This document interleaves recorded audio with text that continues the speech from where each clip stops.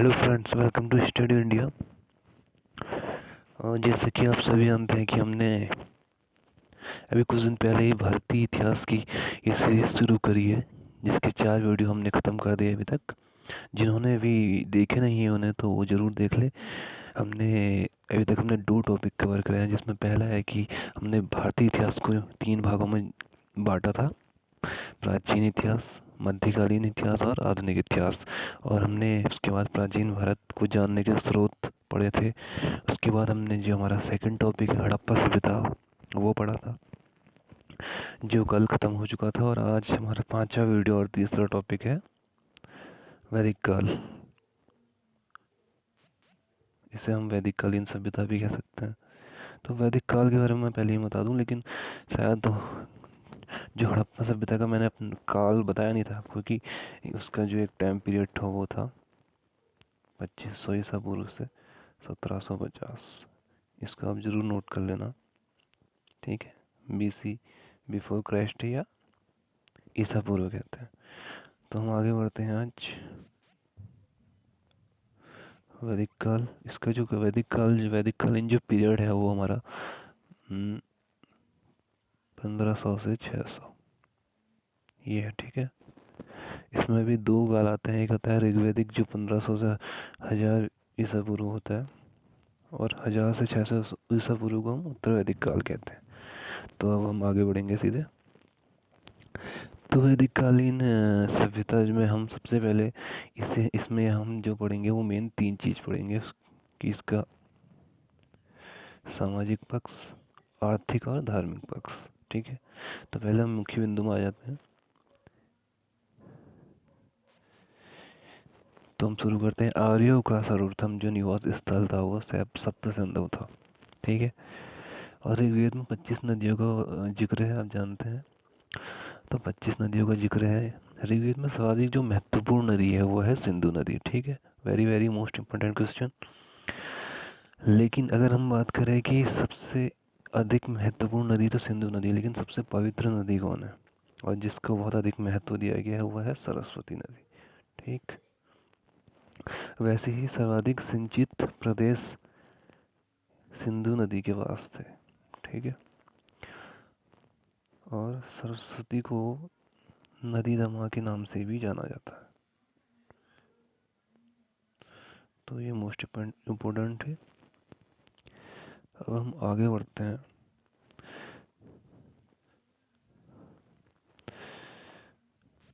अब ये भी बहुत इम्पोर्टेंट है परीक्षा की दृष्टि से, कि जो वैदिक कालीन पीरियड था उस टाइम हमारी जो नदियाँ हैं, जो आज की नदियाँ हैं, सतलज है, व्यास है, रावी, झेलम, चिनाब, तो प्राचीन इनके नाम अलग थे और आधुनिक नाम अलग है। तो प्राचीन टाइम में इन्हें क्या बोला जाता था, जैसे सतुद्री को सतलज, जो प्राचीन विपाशा नदी थी वो आज व्यास नदी के नाम से जानी जाती है। प्राचीन परुषणी नदी ये रावी नदी के नाम से जानी जाती है। और वितस्ता जो है वो आज झेलम नदी के नाम से जानी जाती है। और अस्कनी ये चिनाब नदी के नाम से जानी जाती है। तो ये मोस्ट इम्पोर्टेंट क्वेश्चन है और इसे आप ज़रूर कवर करिएगा, नोट्स बनाइएगा इन सब के। अब हम आगे बढ़ते हैं, स्टार्ट करते हैं कि विद आर्यों की प्राचीन संस्था थी, जिसका मुख्य कार्य आर्यों के समाज को व्यवस्था प्रदान करना था, ठीक है। उसके बाद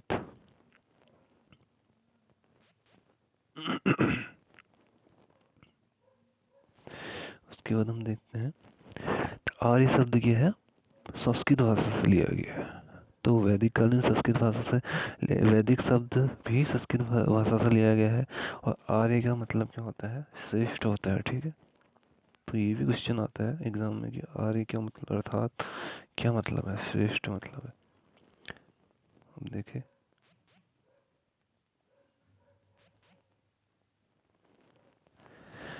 वैदिक कालीन देवता वरुण को ऋतसख्य गोथा भी कहा जाता है, ठीक है। ऋतसख्य गोथा, ये देखिए लिखा है इसमें। और इन्हें नैतिक व्यवस्था का प्रधान भी बताया गया है, ठीक है। इसके बाद हम इंद्र देवता की बात करते हैं। जो इंद्र देवता हैं इनके इनके लिए 250 सूक्त लिखे गए हैं। और वैदिक काल में ही सर्वाधिक देवी देवताओं का वर्णन मिलता है। और इंद्र को युद्ध के देवता के नाम से भी जाना जाता है। वैदिक कालीन देवता जो बृहस्पति है उनको उसको पुरोहित के नाम से जाना जाता है। ठीक है। और गोत्र सभ्यता सर्वप्रथम वैदिक कालीन समाज से है, गोत्र का संबंध। ठीक है, पढ़ते हैं। वेद मंत्रों की रचना में वैदिक कालीन विदुषित महिलाओं ने अपना महत्वपूर्ण स्थान दिया, जिनके नाम इस प्रकार हैं: अपाला, घोषा, लोपामुद्रा और विश्वास। ये चारों जो महिलाएं थी, इन्होंने वेद मंत्रों की रचना में इनका एक महत्वपूर्ण स्थान है। लोपामुद्रा जो है महर्षि अगस्त्य की अर्धांगिनी थी। ठीक है। वैदिक कालीन स्त्रियों के आभूषण को हम क्या कहते हैं? निष्क। ये भी वेरी इंपॉर्टेंट क्वेश्चन है कि निष्क क्या वैदिक कालीन जब सभ्यता थी उसमें निष्क का क्या अर्थ है? तो निष्क मतलब आभूषण को निष्क कहा जाता था स्त्रियों के, और यह सोने का आभूषण होता था। ठीक है। अब लिखा है, बाल गंगाधर तिलक के अनुसार आर्यों का निवास उत्तरी ध्रुव था। ठीक। बहुदेववाद के दर्शन सर्वप्रथम वैदिक काल में दृष्टिगोचर होते हैं। तो बहुदेववाद का दर्शन सबसे पहले कहाँ मिलता है? वैदिक काल में मिलता है। इससे पहले हड़प्पा सभ्यता में ऐसा कोई नहीं था, देवताओं का वर्णन नहीं होता था, कोई देवी देवताओं का वर्णन नहीं था। और वैदिक कालीन जो वरुण देवता है उन्हें हम समुद्र का देवता भी कहते हैं। ठीक है। वरुण देवताओं को ईरान में अहुरमजा और यूनान में ओरनोज के नाम से जाना जाता है। Most important question. ऋग्वेद की मूल लिपि जो है वो ब्राह्मी लिपि है। छुआछूत व्यवस्था का सर्वप्रथम उल्लेख धर्मशास्त्र अर्थात स्मृतियों में मिलता है। अब देखिए नेक्स्ट। वैदिक काल में सामाजिक जीवन में परिवार का अन्य नाम क्या था? कुल था। अर्धांगिनी का सर्वप्रथम उपयोग शतपथ ब्राह्मण में मिलता है। Most important question. ऋग्वेदिक कालीन अर्थव्यवस्था कृषि पर आधारित थी। ठीक है। तो आप इसमें देख सकते हैं कि हड़प्पा कालीन सभ्यता और ये वैदिक कालीन सभ्यता में बहुत अंतर है। जैसे वो एक नगरीय सभ्यता थी और ये वैदिक कालीन सभ्यता ग्रामीण थी। उनका जो आय का स्रोत था वो व्यापार था, और इनकी जो अर्थव्यवस्था है वो कृषि पर आधारित है। ठीक।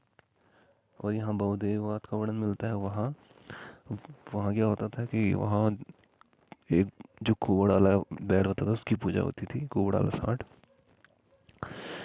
वस्तु के विनिमय के मुख्य रूप से कौड़ियों और अघन्य, जिसे हम गाय पशु के प्रयोग का उल्लेख मिलता है। ठीक है। इसमें कोई ऐसी मुद्राएं नहीं थी।